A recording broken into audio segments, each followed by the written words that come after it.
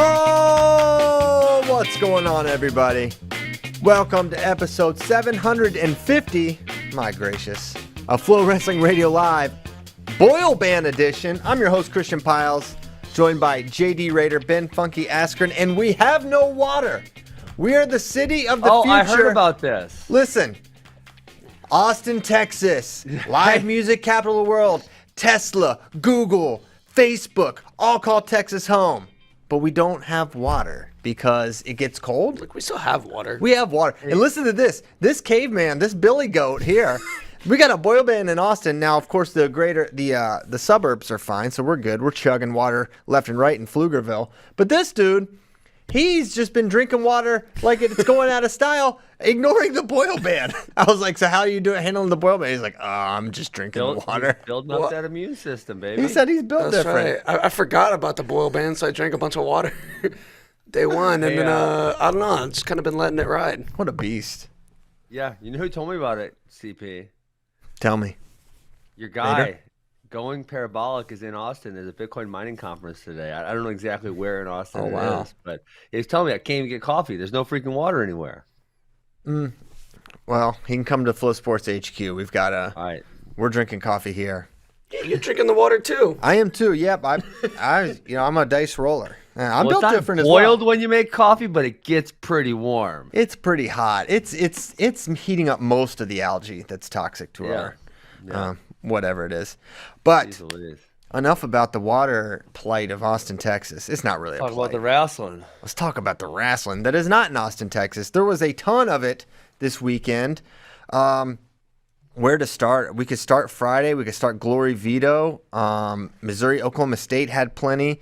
But why don't we start with, I think, the biggest match of the weekend, Pat Glory versus Vito Arujau. Oh, yeah. This was a wild one. Tons of points. 11-9 final for Patrick Glory. And, Ben, I kind of want your overall thoughts on the match, and then maybe we can get a little deeper into it. I guess I got So I picked Vito. I was wrong. I thought he was going to win. I think the 1 hour weigh-in affects both of them. You know, I think so. Obviously, Glory got the lead. Vito came back hard in the early second, but then you see he kind of wore himself out. I think Vito was a little sloppy on some of the scrambles, which, you know, Christian, you commented. They both kind of make each other look a little bit sloppy for sure. Mm-hmm. They both thrive in the chaos, and most people can't handle it. But when you have two guys who love the chaos against each other, sometimes it can look really ugly.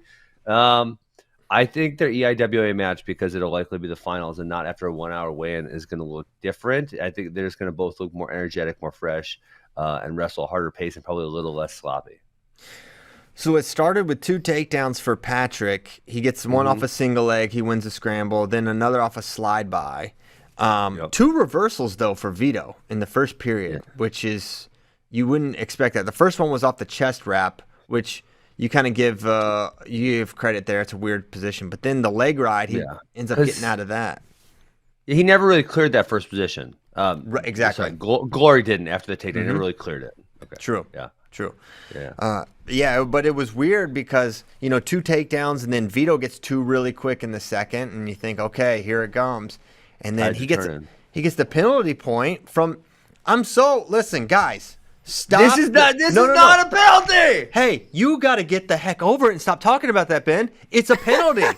You can't do it. Stop saying no one ever got hurt. Christian, listen, I'm going to be on the right side of history. No, I'm going to be on the right side of history here. If I'm coaching a college team, I'm going to say, guys, you're going to get called. Don't do it. Stop it, right? I'm a flipping wrestling fan and analyst. I can tell you these rules are stupid. Okay, this is not an illegal hold. But it's very easy. It is illegal. It is illegal. It's not dangerous, but it is illegal. It's not illegal or dangerous because guess what? When you do this move, you don't actually make contact with them till you hit the ground, right? You're not making contact with them in midair. So the refs are definitely misinterpreting this one. This one is not illegal. I will take this to the highest levels of NCAA wrestling. Not illegal. All right, take it to the Supreme Court. Is it worth the risk, though? It's pointless. Just do a different mat return. Stop giving up points. Yeah, if I'm a coach, I'm saying don't do it. You lost. No, you're not. No, you're not. I'm not a college wrestling coach. This is stupid. You lost Vito that match, and you should apologize to him. You're saying it's fine. No one's and also every coach in America is just like watching for this return. And like it's so dumb. They have the brick in hand. Hands to the face. Oh yeah, oh yeah. But at least So annoying. Remember when coaches were challenging hands to the face and wrestlers were like bobbing and weaving? That happened at an NCAA final between Nick Soriano and Dayton Fix. Yes. There was that was college coaching can be super petty sometimes. Yeah. And we all know this move doesn't hurt anyone. So stop acting all upset in the corner like you're actually upset someone used this move. You've been watching wrestlers use this move in your room for the last decade, and you didn't give a shit. Now all of a sudden it's a point, and you're like, oh my God, my guy's going to get hurt. Shut up and sit down. Well, or get a point. That's what they want. They're faking outrage for a point. They're faking outrage. Take your fake outrage. Sit your butt back in the corner. That's what I'm saying. They're not outraged. They just all they care about is winning. They just want the point. They're not. They don't actually. Some of them act outraged. Don't lie. You know it. I haven't seen. I mean, they act outraged, but they're not outraged that their guy's getting hurt. They're outraged that they're not getting a point that they want. Fake outrage. Okay, here. let's see if we should have outrage. Finish the match. So Vito gives up a point, and then he gives up. The whole scramble on both, in my opinion, on both parts was very sloppy. But when Glory got that takedown in the second, that stopped all momentum for Vito. What? How did he get the? Oh! It was. I think it was. It was a bad scramble, and then he came. I think it was end of the second. And he came up behind him. I rewatched it this morning. I thought it was the third, but regardless, I know the takedown you're talking about. It seemed like Vito was really in position to score there, and then yes, ended up not able to score. But it was off of Glory's attack, and I think Vito had out scrambled him, and then Glory comes around and gets the takedown. That was definitely a deciding factor in the duel. Hey, speaking of, while we're on the officiating topic. Oh no, we got a lot of. We got the Michael Beard thing we can talk about. You got Ant-Man. You got we gotta go Ant-Man. Hold on, we gotta go Ant-Man first. Oh God. We had a daggone strangulation. The refereeing is pretty good though. The refereeing is pretty good. There's a few instances where it's not, but overall, I'm giving them a thumbs up. Yeah, no doubt. I think they're doing a fine job. But man, this I don't know if we have the clip or can show the clip, but Little Rock, Oklahoma duel. Everywhere. Yeah, if you can find the tweet, send it to Tyler. If not, it's okay. You can see, we've got it. And there's a lifeless Little Rock wrestler because he got strangled unconscious in a dang guillotine from the Ant-Man. Now, it's if you're watching, it's pretty obvious what he's doing. There's some screenshots that we could pull up where he's going elbow high, guillotine, no arm. It's pretty clear what he's trying to do. And that's the most that's the bad angle right there. Yeah, that's if you watch on the video, you can see it's just a pure. If you know like rudimentary jiu-jitsu, this is like the textbook guillotine. So and I don't think it was obvious though, because when I first watched it, so he was going for like we call it honey badger, right? Cheat an arm. He was going for this. And the angle, you couldn't see whether he kept his arm there or he connected it there. You know, it wasn't super obvious. And so my take on this is a little different. Now, given the fact that I can now see the angle and he did a guillotine joke, I actually think he should be suspended for a match. I mean, if you punch someone, you get suspended for a match, and you're doing a clear hold where you know your intent is to choke them out by an illegal hold, then that should be a suspension. But there are plenty of legal ways in wrestling to render someone unconscious if they choose not to go over. Right. Mm-hmm. And that person, and the reason why that move right there would work in wrestling, it did work, the guy went unconscious, would never work in jiu-jitsu is because there's no guard or half guard. And if the Little Rock guy wanted to relieve the pressure, he could have just jumped over. Right. Now in wrestling, you don't want to go your back, so you resist it, and therefore that's what puts you out. Right. But we go defecator, we go you can do a one-arm guillotine with the honey badger. Right. There's a lot of other holds you can kind of put people to sleep in. Yeah, there are. Now, less likely to me. Obviously, the mistake was when he's got the head trapped and he's bringing his hips in. Okay, some alarms should be going off here. That's not like the typical position, and so you should just get down under and look. Right, they're supposed to get under that grip and look. And he didn't look. And then the thing is, and then they reviewed it and they still said. All good. Yeah, all good. No problem.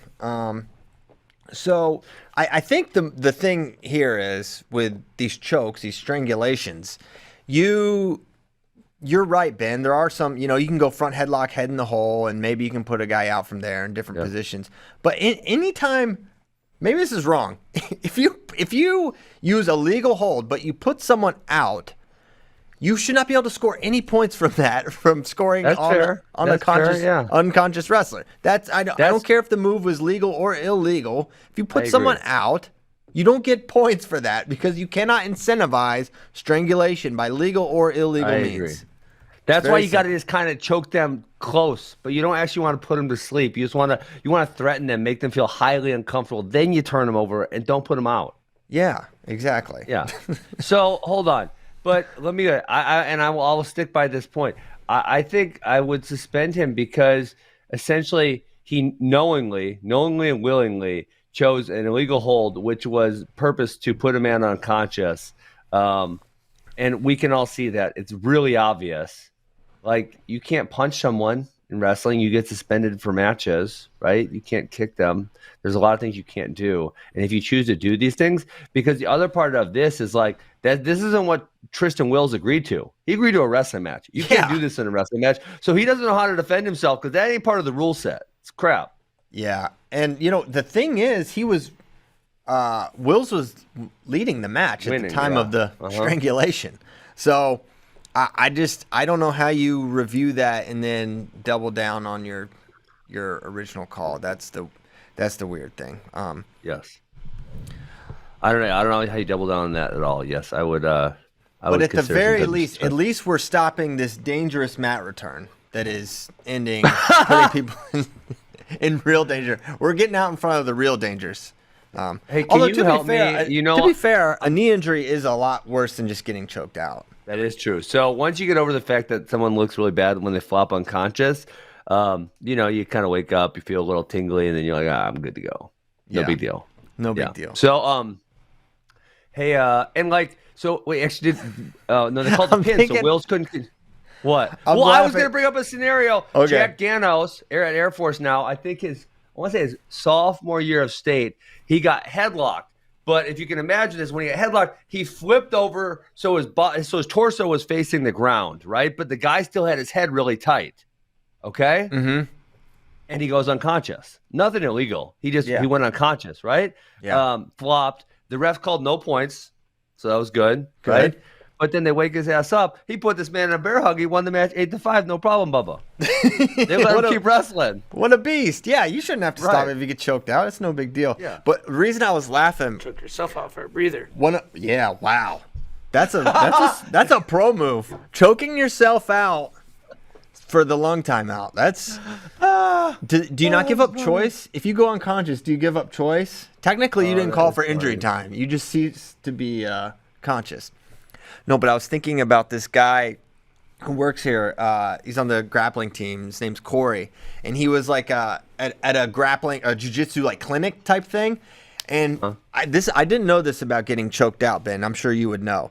What's that? But if you go out once, you are very susceptible in that couple hour window. You will go out like immediately after that. Like, is that real? So this is real. So here's what happened. So Corey was being demonstrated on in a move, and he got put out, right? No big deal. But then afterwards, he kept being the dummy, and he went out like 10 times in this clinic as the dummy just because. That's probably not good for you. I don't know if that's not good for you, but it doesn't seem good for you. I was like, wait, is that how it works? He's like, yeah, once you go out once, like you'll be much more susceptible in that period of time. Yeah, I didn't know that. So you didn't know that either. Okay. I don't feel like I've never been choked out twice in a session ever. I mean, I listen, there's a lot of times because you can fight till it starts getting pretty fuzzy, Yeah. Like there's only been a few times where I went all the way out, but you could fight and gets fuzzy and then you're like, okay, I'm good. Our boy Joe Gilpin's probably listening. He's a big jiu-jitsu guy. He could probably shoot us straight on this. I'd like to see that research. Hey, let me ask you a technical question because I need help. I struggle with these things. Okay, so how do I pull up this duel? That's why. Listen, so when I click on Cornell Princeton, it comes up on ESPN Plus, but there's no play button. I keep refreshing. It's just a picture of Cornell and Princeton. This also happened to me when I was trying to rewatch Mizzou and Oklahoma State. The only way to watch this is to have JD send you the link. That's just how this works. No. But I went to their website. I went to Cornell's website. I clicked on the link, and then it just brings it up and it freezes there. Okay. I've done this multiple times. Let's settle this now. So what I do is I go to the. Okay. Here's how I do it. You go to ESPN Plus. Okay. You go to the. ESPN.com. You scroll down. Okay. You find wrestling. You scroll on the thing on all the sports. You click wrestling. Where do you scroll to find wrestling? All right, never mind. We're not doing this. We'll do this after the show. No, we're doing this. You're helping America right now, Christian. Okay. Oh, sports. Okay, so sports. Ooh, I see wrestling. Oh, click that. See, you're changing my world right now. Okay, so then once you go there, it's not over. You got to find like replay or schedules or something, and then you go back to the day. Oh, schedule replays right there. Okay, got it. And now you go to the day that the match happened on, and you'll see Cornell Princeton on that Saturday. So a lot of times schedules will have official links. Yeah, but that's what he's saying he did click and couldn't get to. I did click that, yeah. Oh, replay right here, not upcoming. And now, so why, it's weird though. Why does this one work, but the other one won't work? That's really dumb. There's no way to know. There's no way we could ever know. It could be that ESPN's trash. That's one of that's Tyler's working theory. Okay, so maybe we helped. I hoped if that helped you, find a link. It's playing. It's working now. I want to know that I helped at least more than one person here. So if this helped you tweet at me, Christian, put it in Facebook. Yes. Let me know that I helped you, because otherwise I feel really bad for spending a minute helping Ben Askren. Because right now we have 365 people listening to us, so I'm sure someone was, they were scared to ask a stupid question. I'm not scared to ask a stupid question. If I got a stupid question, I'm gonna say, all right. I'm going to see if this takedown was at the end of the second or the early third. Okay. No, it's end of the second, because now it's 9-8. Oh, wait. Or maybe that was after penalty point and escape. It is. Dang, you're right. It was penalty point and escape. Okay, so it is the early third then. Mm-hmm. Got it. Okie doke. So Penn State and Ohio State wrestled. Well, Glory has a shot at the number 1 seed NCAAs now if he wins at EIWAs. Yeah.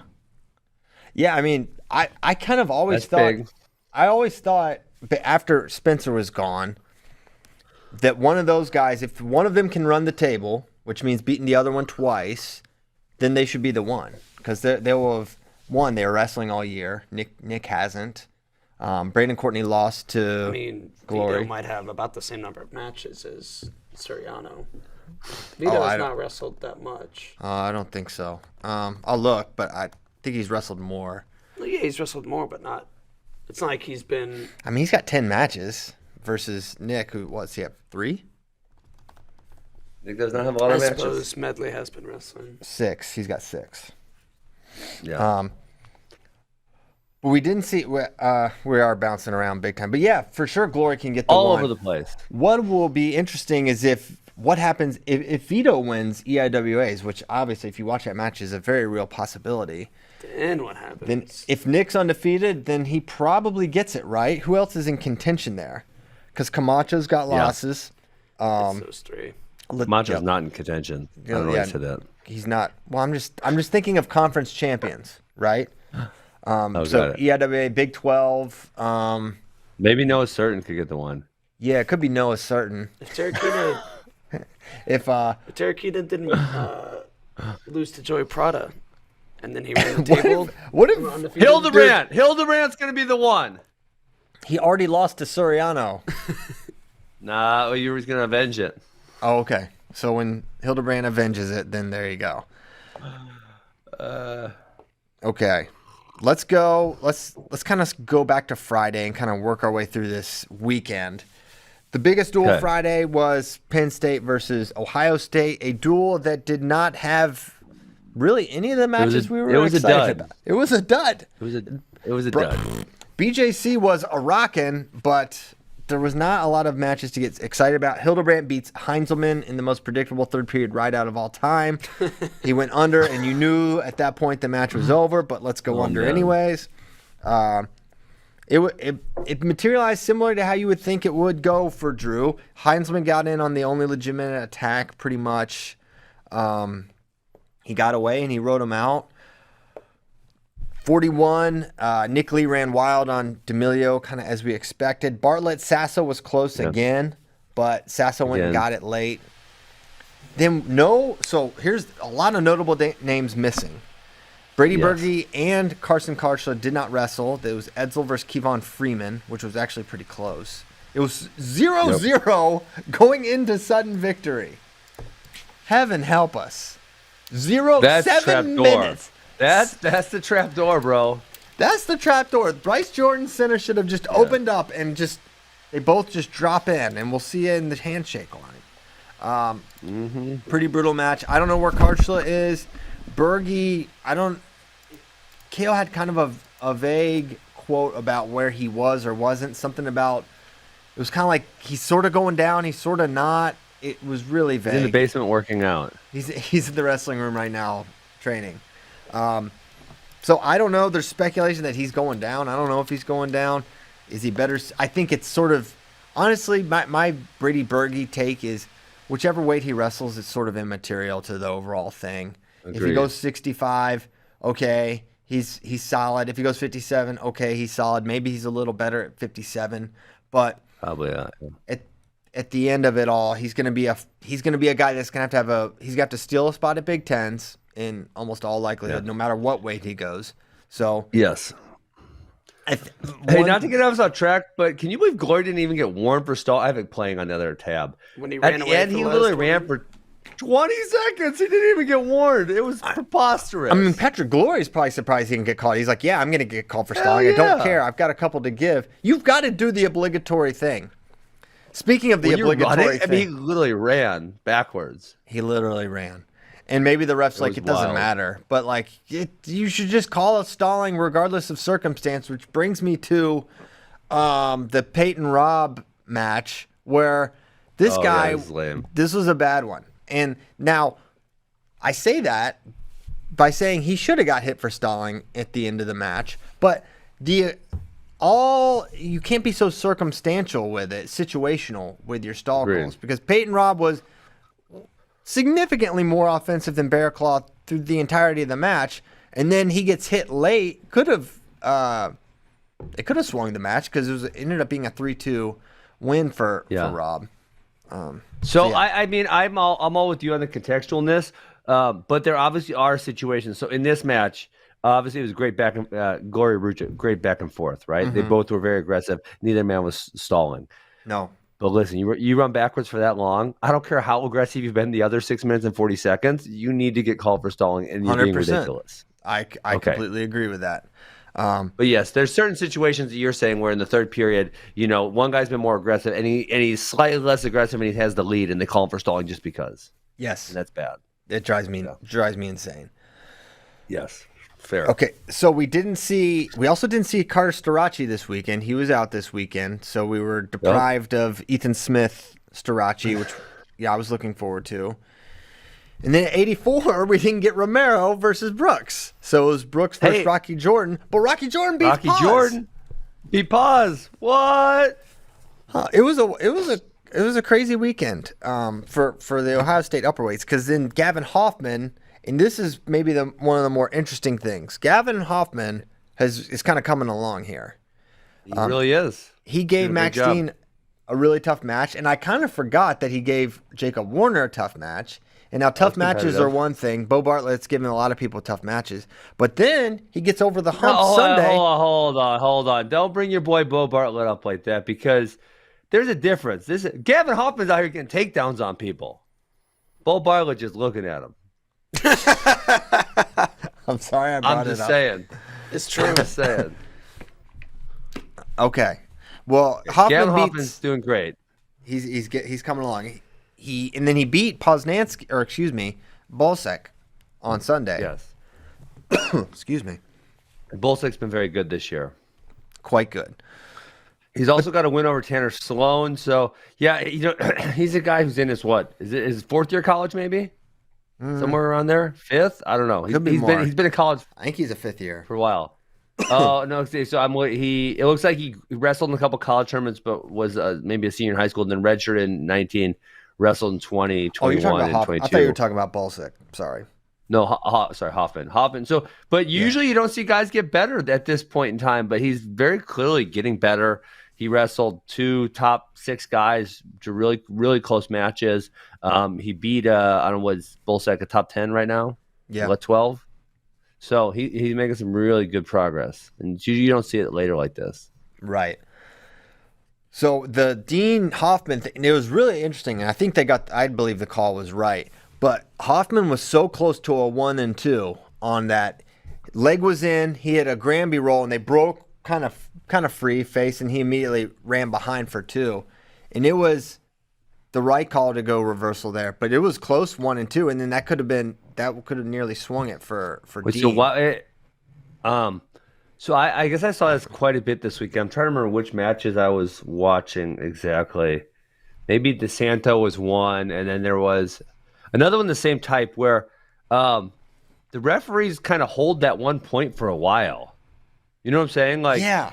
I feel like they should give it faster. I really feel like they should give it. And there was another situation where someone was in a seat, and someone was in a seatbelt. Maybe this was Iowa, Wisconsin. It was Hamidi Marinelli. Hamidi Marinelli, and they were calling them riding. But then I was saying, well, if they're calling them on top, then you need to call them for stalling at some point because they've been on their feet forever right now. Yes. So I think referees have been, I don't know, hesitant, or maybe there's a reason they're holding that 1, but they've been waiting to give the 1. Well, because, all right, if you got that deep seatbelt here, so Marinelli got a good reversal. He got him straight down. Yep. Then they got back up on his feet. He comes up with a seatbelt. If you give the 1, a guy can just step in and put him down a lot quicker. So you kind of can game it that way. But so then, as the bottom guy, I'm thinking of myself as the bottom guy. Mm-hmm. I don't know. Humble. I'd kind of rather they give me 1 and stop the ride time, and let me deal with the consequences of that. And obviously the coaches are going to react. So in that situation, he did not get a return or a takedown, I don't think. Right. So then the coaches are like, okay with it. But if he doesn't, the coach is like, that was so dumb. Why is it 25 seconds more ride time or whatever it was? But then the other match was Noah Certain and the Oklahoma State kid, which ended up pinning. The ref was like, really? Hey, Mizzou beat Oklahoma State. Take that, Piles, you Crazy Mizzou hater. Wow. Someone else said I'm a Mizzou hater. I don't know what I'm a hater of. Refs call these escapes. Listen, this is college wrestling. These guys are highly capable. Call the damn escape and let them defend themselves. But you know what they actually. So with that circumstance, and this is officially, we are bouncing around, and you just got to deal with it. And I hope you watched a lot of wrestling because we did. So in the Certain match against Eucabitis of Oklahoma State, he's running up the score on this guy. It's a very close duel. Bonus points matter, and Eucabitis is broken pretty early into the match, and so it's a catch and release situation. He's looking for the big moves. What they weren't doing, another thing that I think they can do in these release situations, when you got a guy on all fours refusing to come up, refusing to engage, you need to hit that guy for stalling, right? Because they're not giving up the escape because they're not coming up and getting to a defensible position. Well, then if that's the case, then they need to be hit for stalling. And if you're not going to hit them for stalling, you just need to give the escape. But you can't make it so that you can just literally. This was happening in the Berwick-DeSanto match too, in that third period. That's what I'm saying. But dude, listen, this is the highest level of folk style wrestling. These guys are highly capable. Give their ass an escape and say, "Figure it out, Jack. Defend yourself." Yeah, whether their name's Jack or not. I don't give it. Yeah, you can call anyone Jack. It's great. Dude, the other day, you want to hear a funny story? Because we are bouncing around. Yeah. The other day, I took my daughter lunch at, she's in kindergarten, my kindergarten daughter. I took her lunch. And there's a bunch of, the boys, they're squirrely, the kindergarten boys, 5, 6 years old. So this one kid keeps bugging me. And I said, "Hey, Bob," I don't know his name. "Hey, Bob, get out of here. You're bugging me. I'm trying to hang out with my daughter. Yeah. Bob, get out of here." And then another one comes up. I said, "Bob, you get out." I call them both Bob. "Bob, you get out of here too." And listen, the whole class of kindergarten boys starts going, "Bob, Bob, Bob." And it sounded like that, like Nemo. Yeah. Where all the birds are making the same noise. Mine. And I was getting swarmed, and they all 14 little boys saying, "Bob, Bob, Bob." So That's a great was name. it Jack's a great name too. You were taking her. You were with the entire class, Lunch. or is this okay? Well, I took her lunch, and it's in the lunchroom, so everybody's there. Oh, got it.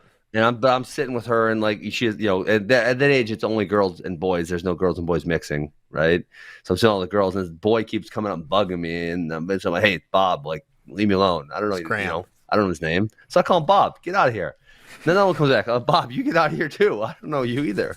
And then they all start saying Bob. And then I went to read to their class yesterday, and they all started saying Bob again. Oh my gosh, I can't go in there anymore. It reminds me of a coach I coached with. Shout out Coach Snyder. He could never remember the kids' names we were coaching. He said until he learned them all. He's called them all Spike. All right, come on over here, Spike. It's great. Okay. All right. I don't get even up know. and defend yourself. That's we were at.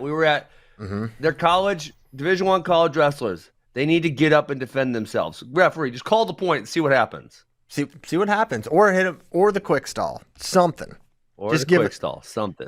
Give us something. Okay. Yes. It reminds me of 133 when Dayton was trying to get the fall, but then he got to the point where it was like, if you turn him one more time, you need to get the pin. Mm-hmm. You should have just kept full Nelson in him from top, giving him more time. Well, how about the Missouri fans calling for stalling on their own guy? I thought that if I were Dayton in that situation, if you could do it again, Didn't matter, by the way. well, just you know what? I think he should have fought for the DQ stall out. It's the same. I would have backed him out. Yeah. I would have backed him out the whole time. This guy could not stay in the middle of the mat. You With know him. how else he could have got him? You tell me. Insta death. Insta death. He could have. Insta death. Insta death. Yeah. Insta It death. would be awesome. We needed it. You got to worry about getting pinned or insta death. Yeah, what a way to go. There's no line on bottom if you know insta death is coming. Right. right. Yep. Okay, so Penn State, Ohio State, meh, it's all right. Not a ton to write home about. It happened though. It was a fun 2 hours. Where else can we go here for the Friday? I feel like there was another. We got a bone to pick. Friday with wasn't Griffith as good. Oh, I have no bones. Oh yeah, that was Friday afternoon. I was hot Friday afternoon. JD was too. Listen, JD. The idea of picking is to get the idea of what's going on. JD and I knew what was going on. Shane Griffith was giving this man an ass whooping, and then he goes. He was to up 5 or Stanford, 6 so to 0, okay, cruising to a cover of 3.5. He's smart. He's smart. He can strategize. He gets mixed. He got mixed. He got mixed what up. What in the world gave Christian the win? It was mixed bad. up with the wrong crowd. Yeah, I mean, apparently you guys weren't aware that Anthony Valencia had big moves in his arsenal. I should have told you on Friday. Shane, not us. On Thursday's show. Stop. Oh, it just never entered your mind that he could hit a big move. You said Shane Griffith's getting mixer. You said that. I remember now. I did. I remember. I called it. Listen, if I'm Shane Griffith, I'm like, I'm majoring this dude next time. It's like one move. I could take this guy down at will. He'll never get off the bottom against me. He got it. He got it one time. Yeah, I'm curious to see how you do that line next time. If we do it for Pac-12s or whatever, because Christian got lucky. He got lucky on that one. I still won the weekend. I cannot believe you're a high-level athlete. You know, all your credentials. And the excuse train is just out of control. I cannot believe it. Are we talking about me? I beat you. Oh, my word. I beat you this week. Ben. I whooped you. Yeah, I got the group text receipts of all your complaining. Oh, I've won more weeks, so you've won fewer picks. I did. I mean, every week. Stop being salty on air. I won. I won this week. You're all mad about it. No, I'm not making excuses. I won. I'm winning. I'm up six picks on you. It's devastating. I'm down bad. You're down bad. You're down, but you're not up. Roughed up. This was a rough week for me. It happens. There were some tough ones in there for sure. Okay, what the heck? What are we doing with our lives right now? Just a lot of wrestlers. Well, no, that was a good callback there, JD, because that was early Friday. That was Friday at like noon or something, and I was all pissed off all afternoon because of that. Me too. Cornell, we did Cornell, Princeton. Mm-hmm. I mean, Nebraska. We could go to Nebraska, Penn State. That's a relevant one. We could go Iowa, Wisconsin. That was Saturday. That was do that prior. Let's talk about that one. Wisconsin took an ass whooping. They did. Not good.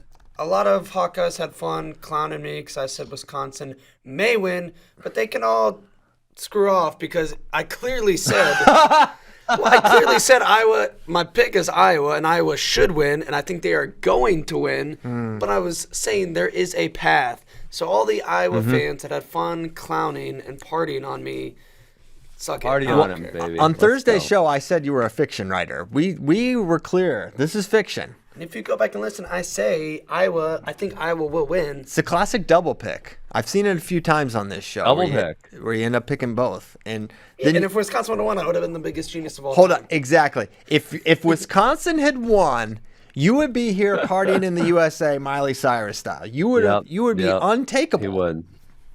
And I would have celebrated that. I would have been, it would have been fun. Except I said Iowa was going to win. Those words came out of my mouth. We pretty accurately predicted how this duel was going to go. We didn't get a lot wrong on this one, actually. No.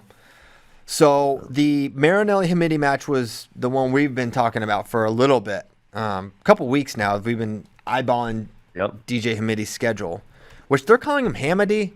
I don't think that's how you. I don't know if we're saying it wrong. Never even call him that. But I'm going Hamidi until he calls me on the phone and tells me otherwise. So that's also we don't even know his first name either. Yeah, we don't know anything about this. This is the most mysterious name in America. So Bull comes out, snap, single leg, takes him down right away. Then Hamidi takes a low single attempt and gets re-attacked, and he got reversed.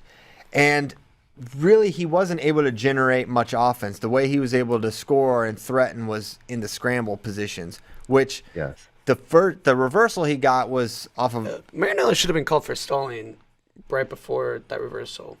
Is that the one where they stood and he had seatbelt for like 15 seconds and just let him hang out? Yeah, we talked about that position. Yeah, that was weird. Yeah, that's a good point. He has to attempt a return. Agreed. And for all he knows, maybe he thought the escape was given. Or maybe the ref's interpretation. So I agree with you that it should be called stalling. Maybe what the ref was saying was, this is not actually rear standing.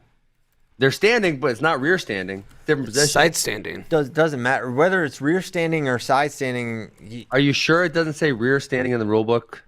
Don't make me get this rule book out again. Are you talking? What are you talking about with rear standing? What would the rule be? If rear standing means you are behind him and your hands are locked behind him. Right. And then what does it say? If I'm side by side and they have a wizard, because I think okay. For example, in the takedown, the quick hand touch, that's only from rear standing. That's it. There's no other positions. So the rule book is very specific, and I want to say it may say the same thing about the stalling. I'll look up the rule book for you. Okay, but what do you think it says about when you're rear standing? There's no count or anything, right?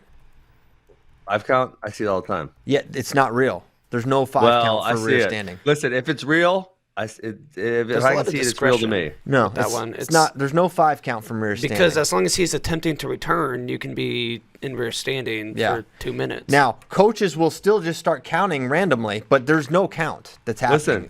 Listen, if I see it, it's real to me. It's real to me, damn it. All right, then. Can you touch them? Then they're real. So, oh my gosh. I don't even know what that's from, but I kind of think I do. Okay. So if you're Hamidi, Marinelli. Yes. What do you think this match gets wider for Marinelli next time, or do you think Hamidi's got some opportunities to make up? Because I don't know how he's going to score on him other than a scramble that I don't think he's going to be able to make happen. Correct. So okay. So they're going to wrestle probably at the Big Tens in the semis because Karchla is the one. Correct. Would seem so. Okay. I think Marinelli gets him there, and then Marinelli, as we all know, wrestles poorly in the wrestlebacks. I think Hamidi gets him in the wrestlebacks at NCAAs. Because if Hamidi can create some of those scrambles, he's going to win those scrambles almost every single time if he can create them. But yeah, I mean, the issue is positionally, he can't hand fight hard enough to get a clean attack off on him. And Marinelli is also disciplined to not take a bad attack, right? Marinelli is I could be critical of certain things, but he's very strong. He's very disciplined in his positioning. He has a good gas tank. He works hard. He doesn't make strategic mistakes. So there's a lot of things he does do well that are going to make it hard for Hamidi. Unless Hamidi can put a hard hand fight on him and push him around, which we haven't really seen. I don't want to say anyone do that to Marinelli, right? Nobody? Correct. No, Yeah, nobody's done it. So I think an impressive performance. I mean, Hamidi's clearly in the ballpark with Marinelli. He's competitive. But the matchup is I knew the hand fighting would be an advantage for Marinelli to the degree that it was maybe surprised me a little bit. But with the true freshman and also the limited schedule, he was still somewhat of a mystery to us. I thought Jacob Warner looked good against Braxton Amos, and it's funny. Tom Brands made a comment about something I was thinking watching the match. When Warner fired off that single leg that he used to take down Braxton, I was like, man, it feels like that can take down just about anyone in the country. Why doesn't he hit it more? And then Tom basically said, yeah, that's there. He could hit it. He should be hitting it more often. If he did, he'd be in the mix. And then I started thinking a lot, and Bray was over watching the duel. And we're like, who's going to win 197? I mean, listen, I know a lot of times you say it's a wide open weight and there's this and there's that. There's nothing like what 197 is right now, where I could see Ferrari minus AJ. Yes, and the caveat there is AJ Ferrari. Until we see him wrestle again, we don't know what he's going to be if he comes back. We don't even know if he's going to wrestle again this year, much less the condition he's going to be in. So I don't know. I will say, for the AJ Ferrari fans and haters out there, he fired up the gram again. He's on the Insta. Wow. Stories only, right? Stories only, no post. But he's in the streets. He was celebrating something over the weekend. So wait, what? Someone's victory or something. I forget what it's even said. Okay. Pro Second Amendment sheriff calls on all to support constitutional carry. That's in his story right now. very, very on brand. Right. The guy loves guns. That he does. So we'll see. But if you take Ferrari out, I have no idea who's going to win this weight. And Jacob Warner obviously could win it, right? Yes, he is among now. If AJ Ferrari comes back, AJ Ferrari, like 90% of AJ Ferrari, I think he probably wins this weight. Yeah, clear favorite. But tell me when to stop on this list. Like there's no way this guy can win a title. All right, listen, Max Dean. You just stop me. I'm going to read. I'm not going to pause. Max Dean. I know where I'm stopping. Jacob Warner, Rocky Elam, Eric Schultz. Big money, Pat big money. Cam Caffey. Okay, after Cam Caffey. No, I said Brucky. You didn't stop. Brucky. Remember that game show when we were kids? What the hell was that called? Press your luck. Press your luck. Big money, big money, big money, big money, big money. Stop! Yep. That was a great show. In the little cartoon, little devil whammy things. Whammies. Oh, whammies, yeah. Chunkies? I stopped after Brucky. Caffey is, maybe I could go Caffey Caffey. win this. Caffey literally beat Dean. But also lost a beer. Okay. Yeah, he's lost to some people this year, though. No, but that's what I'm saying. Like, Dean wrestles so many close matches, he could lose, in the quarters, and then this, a bracket gets blown up, and then it's chaos. If Beard was in this field, we would say he's a title contender. Yeah. But the other thing about winning NCAAs is you're going to have to win 3 or 4 competitive matches. And so if you have these weird losses, so he's lost to Beard. Who doesn't have a weird loss? Cam Caffey lost 8-0 to Jake Koser. That was the past. And so Matt Roblu, he lost to Matt Robluski. And so week 1. It was early, yeah. But it was literally week 1. Okay, but that guy's literally really bad. So if you have an issue where you're kind of up and down, it's hard to win NCAAs because you're going to have to be pretty consistent for 4 or 5 matches, right? If you're a high seed, your first match is likely going to be easy, although we did see Eric Schultz get pinned by Owen Pence last year. But your first match will maybe be easier. But in this bracket, you get to the round of 16. 16 is Gavin Hoffman. He's scrapping with these dudes. That ain't an easy match. Listen, Bastida taking it all. Here's some names you discounted completely because of where you stopped. NCAA finalist Nino Bonacorsi, you're just completely out on him. He has no shot at winning. He Very, was very second small in a stance. field. He lost to only AJ last year at NCAAs, who we don't even know if he's in. Younger Bastida, he beat Jacob Warner. Cordell, Lou Dupre. I don't think Pinola's probably in this mix, even though he's ranked ahead of some of these guys. Gavin Hoffman. I mean, I think the list is a little bigger than maybe you realize. Wait, or why- maybe why you're giving it is- credit for. Why is Nino so low? He only has losses to Brucky and Bullsack this year. He doesn't have any good wins this year. Let's see. So he's got wins over Jerron Smith, Gavin Hoffman, JL. Yeah, he doesn't, huh? Not really any good He wins. hasn't had the best schedule. Oof. Okay. Yeah, 97's crazy with the massive caveat if AJ doesn't come back. Yes. For sure. And that's where, all right, if you're still grasping at the hope that Iowa can somehow win this, you could talk yourself into, okay, Warner goes on a run, does awesome. You could talk yourself into Wisconsin winning this if you really tried. don't try to stop JD from putting Wisconsin on the podium. But back in reality, I'll say you could talk yourself into, okay, Max Dean's looking a little shaky. There's a lot of losable matches for Max Dean. Okay, he has a down performance. Who knows what happens? Very deep field, and Jacob Warner goes on a run. That would definitely switch the tables. Now, I'm not going there, but I'm saying if you're looking for the different paths to that opportunity, that would be a way. A way. Yeah. Okay. What about Isaac Trumbull winning down at 18? T-Rounds? Trumbull. He might. Yeah, you can't rule it out. Isaac Trumbull in the jungle? Okay, we're definitely all over the place. Anything else from that duel? Oh, they had the Gomez, no Murin, which I don't know. I didn't know what to make of that scheduled rest or whatever. I don't know if they just wanted to give.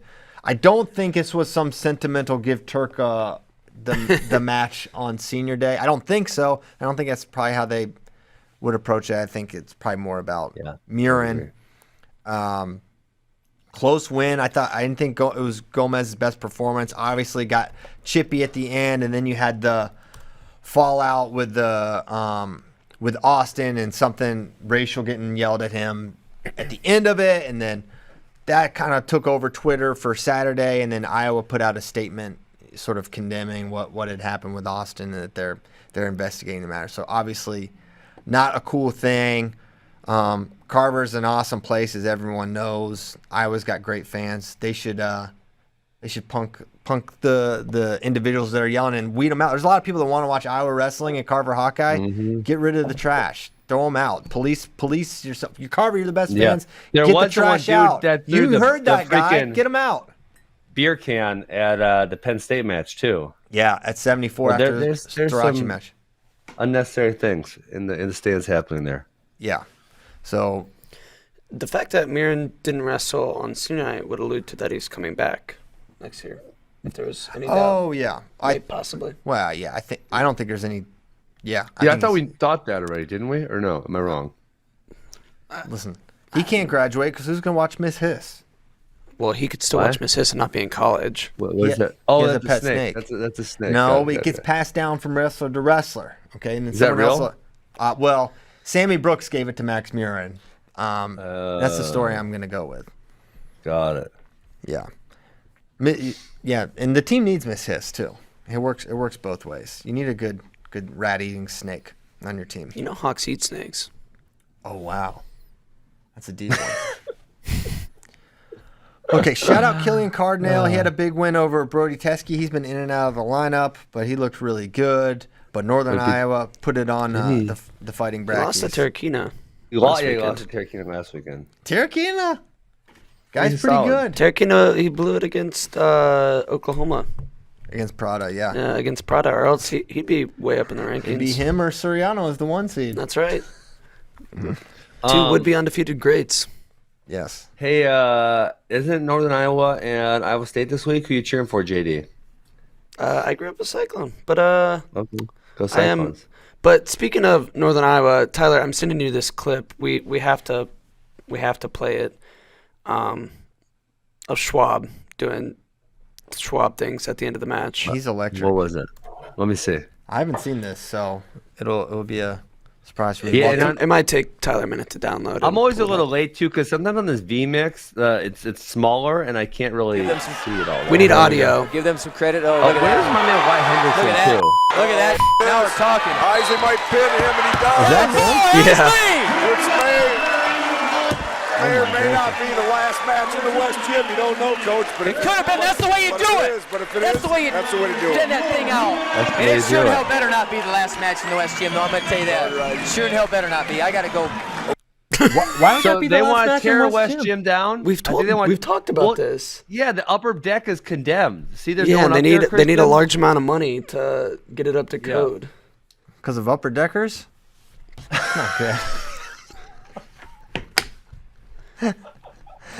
They gotta square that away. One time, Jeff Faust got mad at upper deck somebody. Huh? Oh, one time my friend Jeff Faust got mad. I can't remember what he got mad about now, but he totally upper decked this person. I I've seen a fair number of upper deckers. I can't say I've ever seen one. You don't know what an fortunately. upper decker is? No, I do.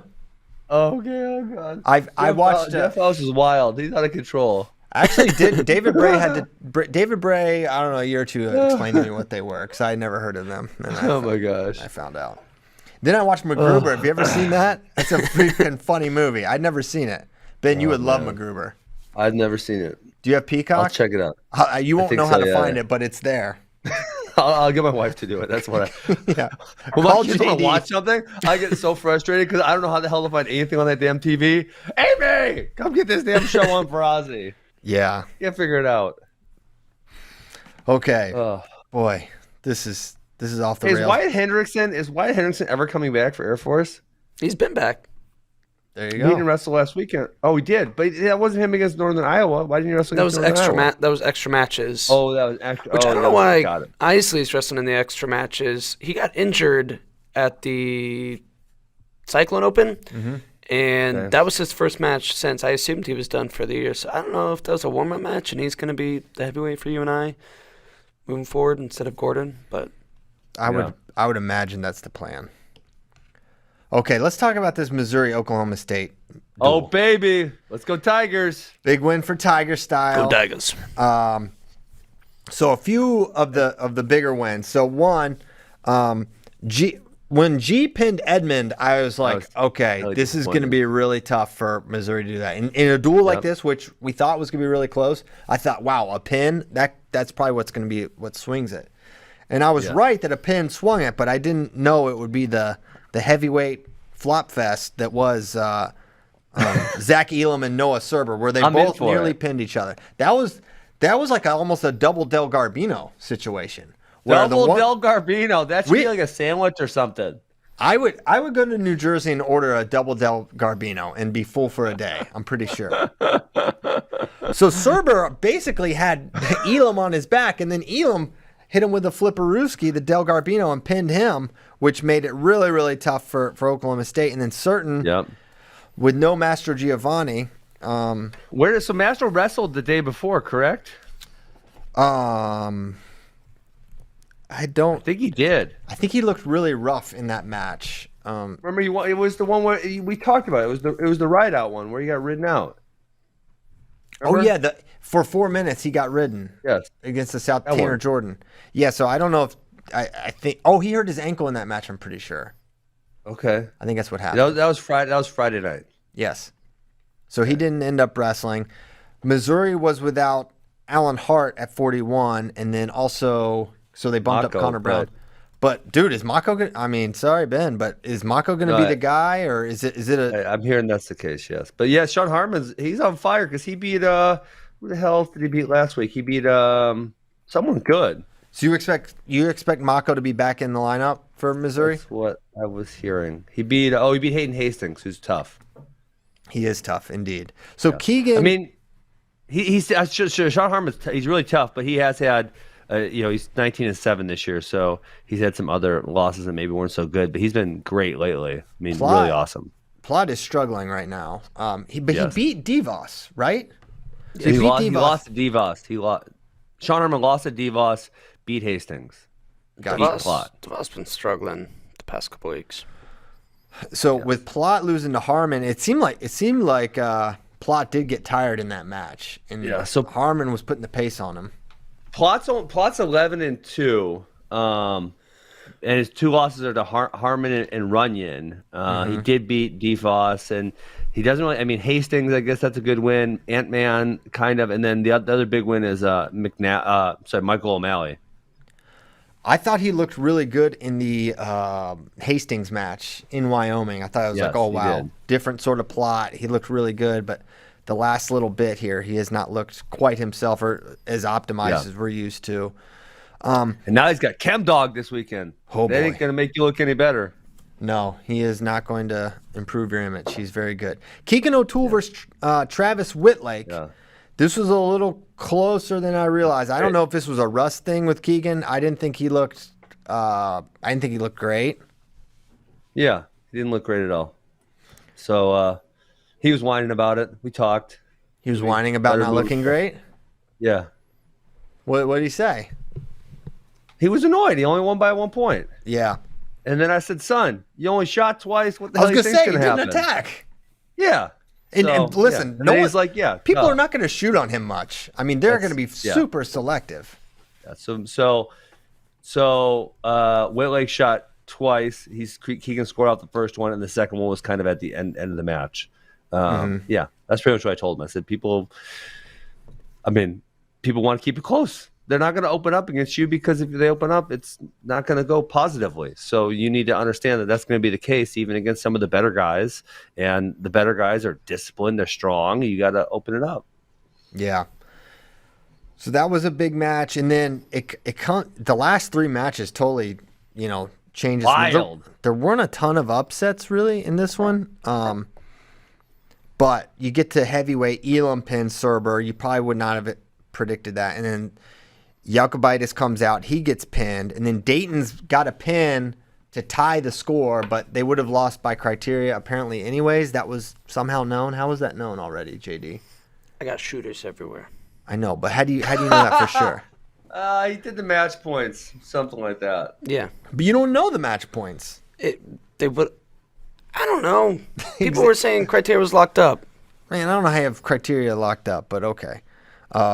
Did they have more number of matches? Yeah, number of wins would be the same. Then number of 6-point wins would be the same because they both had 2. Number of 5-point wins, number of 4-point wins. I don't think it was 5 and 4. 3, and then I thought after decisions. Well, no, they both have 2 6-point wins. If Dayton pins, I don't know. Yeah, it doesn't matter. Anyway, he ends up day because he didn't full Nelson him a bunch and then pin him. That would have been awesome. Okay, so Dayton gets the win. He looked fine over Trey Crawford. He's got the big match coming up against DeSanto live on Flow Saturday, February 12th. Can't wait for that. Oh, we didn't even mention. I guess we haven't talked about the bout at the ballpark changes with Iran not coming. I don't think we ever talked about that because it wasn't official until Friday. It's Friday. Disappointing, and we don't.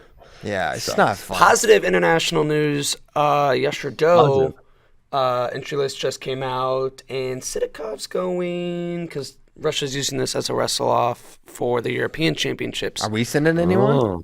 Is Kyle Douglas going? I do not believe so. Well then. Oh man, well, that's not so positive then. Yeah, it's not as good. I want to see an American get their hand raised against this guy. Looks like we got Burroughs, McKenna, J.O., James Green, Evan Henderson, Anthony Ashnault, Mark Hall, Shakar Winchester, Emma Brunto, Forrest Molinari. No Kyle Douglas. No. Jordan cut down, or maybe Sidikov. Valiev. We get Sidikov Valiev, which nobody really cares about, but I care about. You care. Yeah. And because you care, I care, JD. It's still real to me, damn it. Okay. Still real to me, damn it.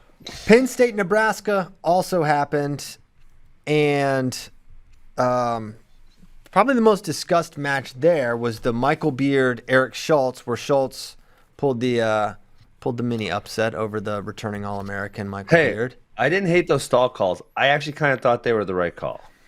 Yeah, so yeah, same. So what we're talking about, Beard is on top. he ends up with a standing single, and he's not returning. You got to return or let go there. So he gets hit for stalling, and then he's on the edge, and he kind of drives him out of bounds, sort of. He kind of lets go of the legs, kind of lets him out, kind of shoves him out of bounds. So he gets hit for stalling twice in about maybe 3 seconds, and oh my goodness, gave up 2 points, which it was weird because he got the only 2 takedowns in the match, but he couldn't get off the bottom, I think, and then he gave up the stall points. And anytime that happens, it's a lot. It's hard to win. So he ends up losing by 2 in a match where he got the only 2 takedowns and wasn't turned. Very rare. It's a rare occurrence. Rare. I thought that was just terrible strategy. And you definitely got to know that the stall call is coming when you can't return them. Like, just let go of the leg, and it's tied at that. It would have been 4-4, right? Because you wouldn't have got either of the stall points. And then you've got both takedowns. So you got to kind of be aware of that situation. I love that the ref called stalling when he drove him out of bounds. That's the call that I wish would be called more frequently. So this ref stall calls were kind of the topic of the duel because he was hitting the top guy for stalling. I'm not just talking about the Michael Beard situation. And I tweeted about this. Nick Lee sitting on the ankle. Ben hates this. He thinks it's stalling. And he called it. He called it. Now, I don't... See, here's the thing about this. And every time I talk to a ref, they basically will tell me, it's like, it's just... Basically, this stuff is totally on the ref. Like, their interpretation of the rules. They'll be like, my interpretation is this. Which is never words you really want to hear, but it's the reality. And so this ref, who is one we've seen all over the place, he officiates a lot of big matches. He's like, no, this is stalling. They're not trying to turn, and he hit him. And he did the same thing to Hildebrand, I believe, as well, at the 125 match. Good. So, we should do it, because I've complained incessantly this year about there are the mandatory top stall calls. And besides that, stalling's not really called on top, and it should be, because there's a lot of situations that warrant it. Yes. So Nick Lee got hit, and you wonder, okay, is this something we're going to see a little bit more of? Is it a point of emphasis? Did someone say, hey, did an email go out and say, listen, when guys are on top and they're just sitting on the ankle and they're just hitting breakdowns, not working to turn, hit them, bang them. And so that's what we saw. Go with that. Other matches at Penn State, Nebraska that stuck out. Well, listen, you were supposed to bring in your bongo drum today, Christian. For the Bo Bartlett wouldn't have been able to choose bottom if the insta-death would be coming. And so, guys, this is a situation, and I think someone told me it happened in the Hilger-Cassiope match, too. I guess Cassiope had a ton of ride time. I turned it off I didn't watch the last 2 matches in that duel because my daughter had a soccer game. But this was so annoying because it's like, bro, you haven't got close to an escape, and yet you're choosing bottom for the sole purpose. If you choose neutral and give up a takedown, it's a major. Yes. Like, that is the most annoying choice ever. And then, obviously, Ridge is really good on top, really good. And he knows, like, well, if I cut him, he gets a point. Plus, I'm, like, okay on my feet, not great. So there's a chance he's going to get the takedown. So he has no incentive to cut him. Incident solves this. I don't know how we started Penn State, Nebraska without talking about the Ridge Lovett takedown of Bo Bartlett. Oh, that was pretty awesome, too. The crowd, the announcers were going so nuts about it. Both his feet, he was on his butt. Can we play it or no? Is it on Twitter? Yeah, I'll find it. Okay, it's on Twitter. Yeah, let's do it. What was your from a technical perspective? What was going on there that he was able to score? Well, I'm not. Listen. I can't. I had a private lesson last night. I almost did it. I'm not quite so flexible. Like, I get my foot kind of like up there, but not as far as Ridge Lovett. And so, he just has good balance, and he was able to shift forward there, and then eventually pull his feet down. And when Bo went, I don't know why Bo went to the head. He should have tried sliding, like kind of like a sprawl. You slide farther off of him. Back. He should have tried to not slide in. Yeah, slide further off of him and then go through him, as opposed to once you go over the head, then it's easy to pop up. So we have the it's playing on the site. If you're watching it, you can go back to the beginning of it. So he sit on his butt here. So you're saying if he dropped down almost like a double leg, Bo, he would have got the score here. But he's hipping in. Yep. He should slide back, squish the head, and try to go through him. right? As opposed to he goes over the head. Bad choice there. Yeah, that's how I saw it. As amazing as it was that Ridge did it, I was kind of like, this is more about Bo just not choosing properly than Ridge. Yeah, Ridge fought and did something I don't know if I've ever seen that. Yeah, I mean, you have to have a high level. I think it was so. What's the word? I don't say not the word exciting, but people were so shocked by it because of the level of flexibility that Ridge Lovett had. So it made it look even more like pronounced than it normally would. Yeah. And obviously, he also stays in those scrambles a long time and refuses to give up, which also kind of adds to it too. Yeah. So Lovett blanks Bo 6-0. Nick Lee takes out Chad Red. We're talking about this over the weekend. The number of times I see guys get in on Penn State's legs, and then they just complete a single leg, head inside, and then they just stop completely. And I was like, what are they doing that is so prohibitive that guys like Chad, really high-level wrestlers, just are stopping there? What is the defensive tactic they're doing that is making it so tough, other than really hard sprawl? Well, it's actually not a hard sprawl. You don't want a hard sprawl.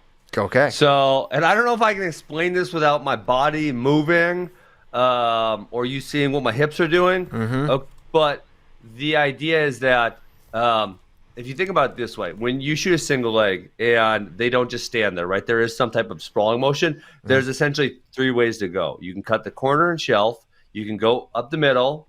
Or you can cut back, which is your head's going to the opposite side. You're cutting them back, kind of like you don't want. I actually want to stay on the single, but you could go the double potentially. So the idea is that they're not giving the angle at all, right? So they're squaring, so you can't take the corner. They're not overreacting, so you can't take the cut back. When you go to the lift the middle, they're good at coming chest up, and then they like kind of. If you watch it. RBY DeSanto is the easiest place to watch this, where he squats his butt and kind of like sits on him a little bit. Yeah. You know what I'm saying? Yeah, his hips aren't in. They're kind of back. They're not sprawling. He's kind of squatting because you need to get your weight back so they can't lift you, right? So the fulcrum is the hips. When they're lifting from there, the fulcrum is the hips. So you need to get away from the fulcrum. If you're sprawling, your chest is going to be over the top of the fulcrum, and it's actually going to be an easy lift for the bottom guy. So they get their chest up to get a little further away, squat all the way, gets to the back of the head. You can't lift them, right? Now, the position that then you would go to if you were the bottom guy is you would attack the corner again when they sit there. But the problem is these Penn State guys are so good at attacking to what I call a Chirella position, and it's getting relatively popular. So when they have them stuffed and then the bottom guy goes to then attack the corner, boom, the top guy attacks the Chirella position, and that would actually be the easiest and safest place to attack it from. And so the bottom guy is then not willing to put themselves at risk of that, so then they kind of just sit there. So the attacker, are they just feeling more threatened in these positions, or are they just just aware of what's happening? Or is it just literally feel different? They can't lift middle. They can't lift middle, so that's important because that's what they want to do. And then yes, they're feeling threatened, whether because they know the guy's skill set, or maybe they feel, I don't know if they're feeling something, or they probably just know like this guy. If I do this guy's good at going there. Because like I said, so when you see the 180 degrees between, so this is the attacker. I would do you on a vertical view, right? This is the attacker and this is the defensive guy, and they're at a 180, right? And in order to score, you need to get an angle of some way, right? Even if you lift middle, you're still going to look to get an angle then eventually. So when we're here and I can't lift him up, right? So the bottom guy wants to lift the top guy. If I can't lift him and then I try to go take an angle, it's so easy for them to attack this leg, right? So if they're on my left leg single and they want to run, it would be to their right. Their left leg is going to be super vulnerable the second they pop up. Got it. So they know that they can be attacked there, and they're feeling that, and they're scared, and that's why. So again, if you go back to RBY DeSanto, and this is where you don't need to attack the foot. I don't think so. And I don't attack the foot. I attack more at the knee, but RBY attacks at the foot, and that's why DeSanto is like bitching when he attacks that foot. But that's what RBY is looking for: pull the foot, attack the cradle, and he did that to him the last time. Are you seeing this defense anywhere else? Is it pretty common, would you say? It's getting more and more common, yes. I mean, Yanni's obviously great there. Yeah, there's a lot of people. Yeah. Nice. Yeah, so, yeah, but it's Penn State. I would say Penn State and Cornell are kind of, I don't want to say the kings, but they're just kind of across the board. They're the best in the lift the middle, which then leads into the answer. The answer is a disaster. There's a lot of scrambles going on there. And then the Trella also then would be once you stop the lift middle and they have to re-attack, then Trella would be the best place to go. So those are kind of the best two as a team, and then there's other individuals who are really good at it. This is kind of boring for radio probably because it's so nuanced. But yes, I mean, there's a lot of battles in there for sure. Yeah, I mean, I was just watching that and thinking about other matches and instances with Penn State. Just what are they doing when guys are in? It's interesting because they're not just out scrambling guys. There's other things going on too. And I don't have the technical prowess to understand it. So I think everyone's watching Penn State. Everyone's wondering like what is happening here? What is the I think obviously they spend a lot of time in those positions as well, which then builds up your comfort level on both sides, right? Because the other thing is on bottom, if you're the shooter and you haven't had guys doing that to you, and now all of a sudden someone's attacking and you don't know where it's going to lead, like it's both scary and you're smart enough to know like, hey, I'm not good there because I don't do that at all. I don't have anyone do that to me. I haven't felt the resistance there. I don't know what to do, so I'm just going to pass. Correct. Yeah. Okay. Other matches to talk about. There's a lot of EIWA action. Cornell beat Princeton. It was a winnable duel, really, for Princeton. They were in a couple of matches that they ended up losing 21-12, but like 97, Cardenas Stout, really close match. Stefanik Low, you're probably going into that one. You're thinking you can win that one if you're Princeton, but they won the big ones because Princeton got an upset to start the match with Marsh taking out Julian Ramirez 7-6. Ramirez. He got concussed, or like not concussed, but he was clearly shooken up last week, and I'm wondering if maybe Shooken, not stirred. Yes, if he should not have been out there. I thought he looked all right in the beginning. I thought he got tired. I mean, he looked great in the beginning. If he looked bad the whole match, it'd have been one thing. I just think I wonder if he was off the mat for an extended period of time and it affected his cardio, but he did not look great. The box score says John Diakomahalis, which is great. Whoever wrote that up is like, I'm not. Nope. Whatever's on his driver's license is what I'm putting down. That's why all the box scores say Benjamin Askren. Oh God! Don't get me started. And then Penn beats Lehigh, and then Cornell beats Penn, and they're the Ivy champs once again, and should set up a pretty competitive EIWA tournament in Cornell. And live on FloWrestling. If live you can on make Flow. it, let's go. You're not going, are you? Are you? No. No, you're banned. Who's going? Spay and Mike Bell. Our New Jersey correspondents. They know these northeastern ways. I believe that would be in Hershey that week. I think that's the same week. Oh yeah. PIAA Hershey, season. Pennsylvania. I'll be in Austin that weekend. They better have some water by then. It's a couple weeks away. They can get the shit together. You get can some water. Come to Austin weekend. I'm gone. Just be a tough guy. I'm gonna be gone too because I'm gonna be at the biggest of Hey, tens. who am I working with then? Please tell me I get to work with Bader. Mark S. Bader. Ha ha! Kristen, they might kick us off air. We might have way too much fun. Listen, that's okay. You know what? We might be permanently banned. We're gonna bring Sion in there It's too. old man Bader now. Definitely getting banned. Yeah. Listen. Okay, we had a Mizzou alumni party at my house this summer. He might be old. He is still a wild man. Oh yeah. And I will leave it at that. He's crazy. He's a maniac. Oh yeah. Bader stay Bader. That's for sure. Wait, so is it literally just me and Bader?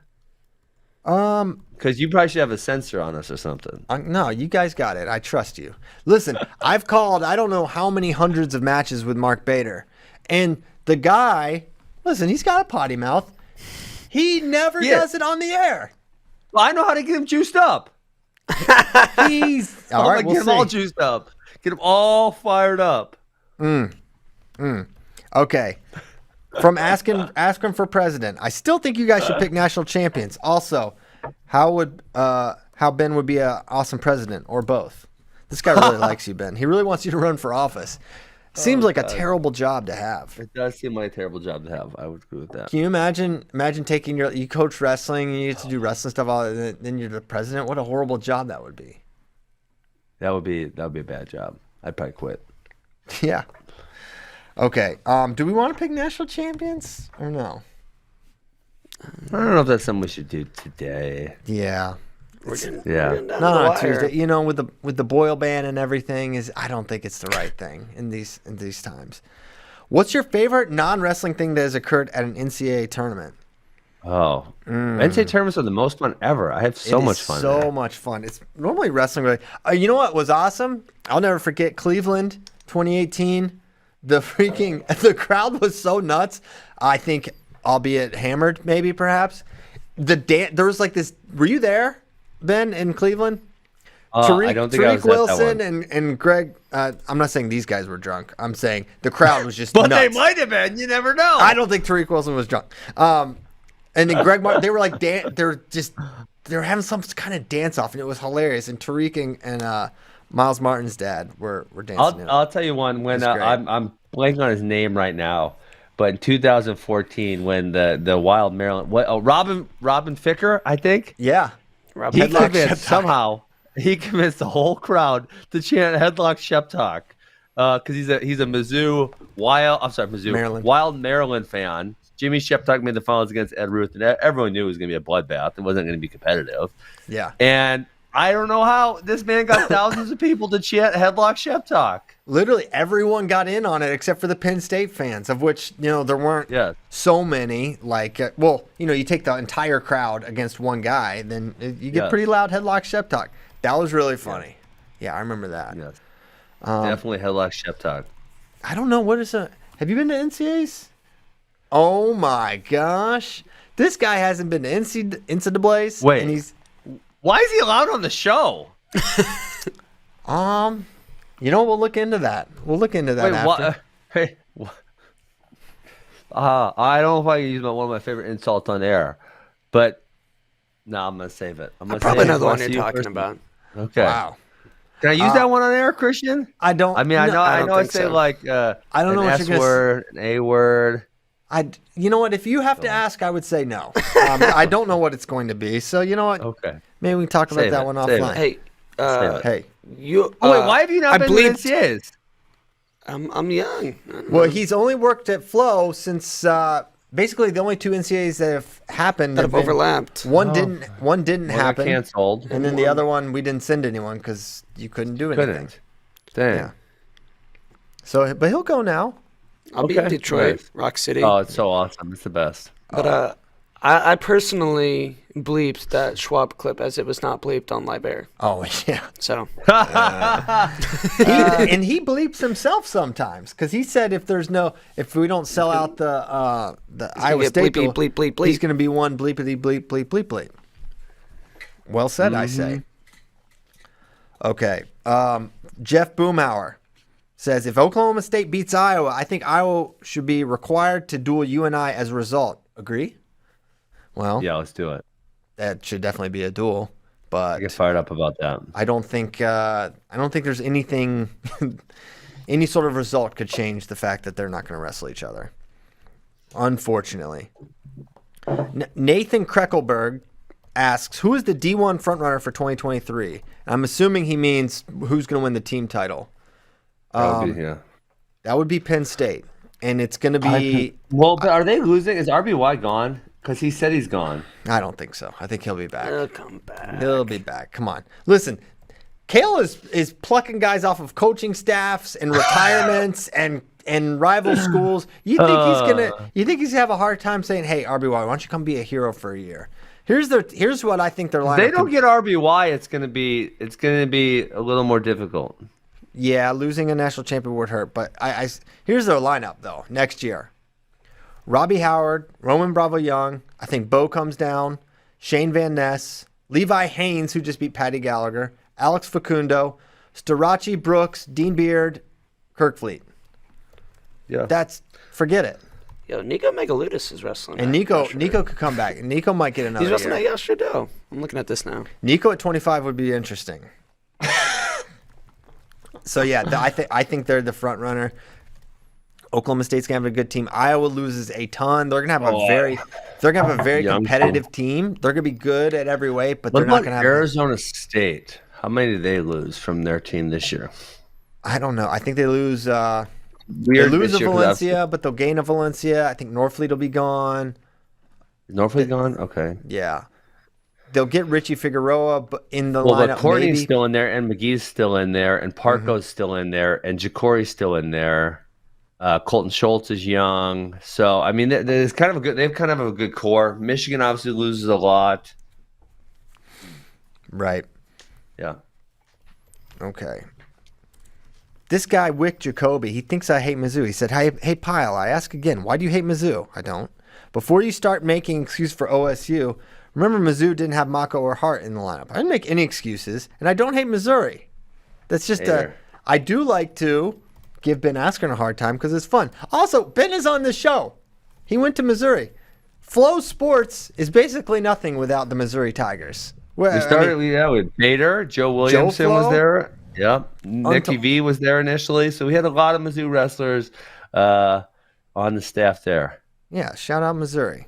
No hate. I do give them a hard time about the seeds.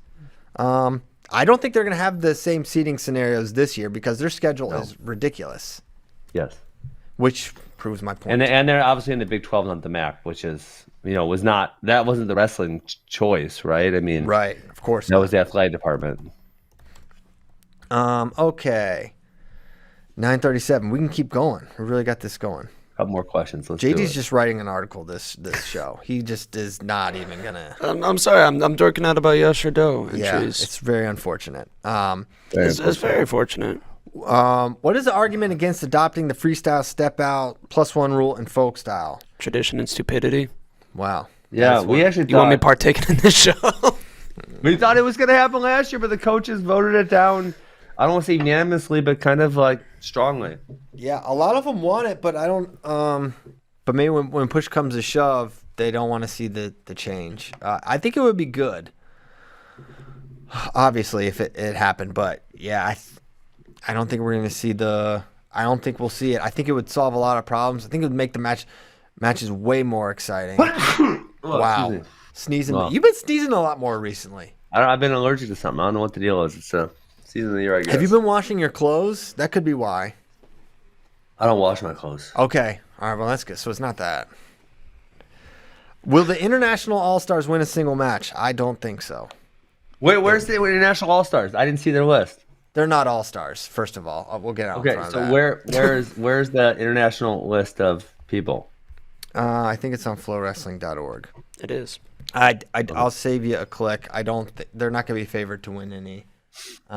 Snyder is wrestling Baranovsky of Poland, who is actually really tough. He ain't going to beat Kyle, but he's good. All right, Ben doesn't think anyone's good. That is. We're comparing him to Kyle Snyder. We're not saying, hey, what would he be ranked in the NCAAs? It's freaking Kyle Snyder. So there are some good guys here, like Darian Cruz, but he's against Gilman. Is Dayton really going to do this? John, they're walking it back. I'm just saying they're walking it back. Surely listen, it's one thing to wrestle in like Iran. 34 seconds. That's a good point. So yeah, some of these guys, but Mitch Fine-Silver's good. Nestor Tafur's tough. Baranovsky, he's good, but it'll be largely a beatdown. Someone asked why Jaden is not wrestling. I mean, it's pretty obvious. He wanted to wrestle the Iranian, and he's not gonna. Hey, Jay, we got Jaden and Kyle in a month, though. That is true, baby. And basically every other wrestler in America. It's a pretty deep card. Yeah, I'm excited for that. That's the day before. We should go to Detroit Rock City. Yeah, you go? I'll get you. I'll invite you, Christian. You're invited. Wow. Whoa. You want to go? Not you, JD. That's messed up. Wow. I'm honored. Okay. Has your AZ wrestling fan, Mike Jarman, has my confidence level on Maxine Make the Files come down in the last couple weeks? Yes. Very close matches with Brucky, Warner, Hoffman, Balsek, Cardenas, and lost He to was Kevin. dominating the first couple weeks. And And it was like we sort of glossed. Ferrari Dean were pulling away. Honestly, yeah. I mean, I think I said it, and that's how I felt. And then I kind of allowed myself to gloss over the Cardenas One scare. point. Yep. Didn't he write him out in the third to win? Mm-hmm. Something like that. It was really close. And I kind of glossed over that and like sort of didn't give it any actual credence instead of being like, okay, maybe there's something here. And he since had just some. To his credit, though, he's only lost one of the matches. He's finding a way to win these matches, which is a very real quality that can't be discounted. But yeah, is it possible he ends up a low AA is the question. That's absolutely possible. Absolutely possible. I still tend to think he'll place high. This is a guy who's really wrestled well at NCAAs in his career. I think his freshman year, he had a really good run. He actually wrestled, this is a big callback, he actually wrestled Bo Nickel to a pretty solid match. Relatively speaking, Bo won big, but it was like pretty competitive compared to what people were anticipating. And I think he placed that year, and then of course he had the upset of the entire tournament the next year when he beat Miles Martin. And then got Panther trained. Then he got Panther trained. By 184U. By 184 University, Drew Foster. So yeah, my level of confidence has decreased because if you're just in a lot of really close matches, the probability of losing goes up. Yes. So yeah, that has shifted somewhat, but at the end of it, if you make the bracket and he's opposite AJ, he's probably gonna be my pick to make the finals right now, regardless of outcome. But it's because like you would in a head-to-head against all those guys, you would pick him to win, but it's can he put 4 of those together? Yeah, if he's a 60% from the quarters, or from the round of 16 on, then he's supposed to lose one of those if he's 60% to win them. So, fun stuff. All right, let's go. Very fun show. Bounce around. Tomorrow, Shane Sparks is coming on. Oh, baby. Talk about it. We got weekend. A lot to talk about, a lot to still get into yet for tomorrow. Bound at the Ballpark Week. It's finally here. Saturday, February 12th in Globe Life Field in Arlington, Texas. We will be there live streaming Iowa versus Oklahoma State. The only place to watch is live on FloWrestling. Thank you guys so much for tuning in. Thank you to Ben. Thanks to JD. Tyler for producing in the middle of a boil band. Wow. Great. Just the true heroes. Thank you especially for listening. It means a lot that you tune in every single time we do this show. We'll see you tomorrow. Happy Tuesday. See you Wednesday. Goodbye.